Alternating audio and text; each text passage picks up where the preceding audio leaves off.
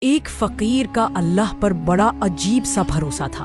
وہ شہر کے دروازے پر بیٹھا لوگوں سے کہتا رہتا کہ جسے اللہ رزق دینا چاہے بند دروازے بھی اسے روک نہیں سکتے۔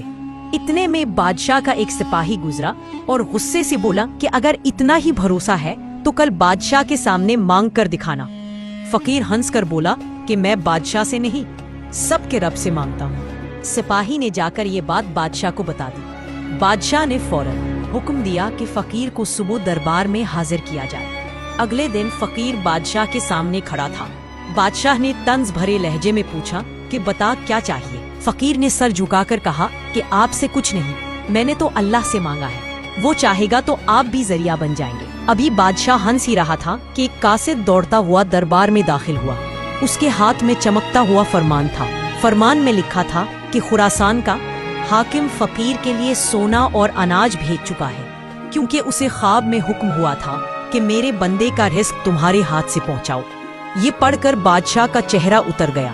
اس نے فقیر کے قدموں میں سر جھکا دیا اور کہا کہ جس کا یقین اللہ پر ہو، اللہ اسے وہاں سے دیتا ہے جہاں انسان سوچ بھی نہیں سکتا۔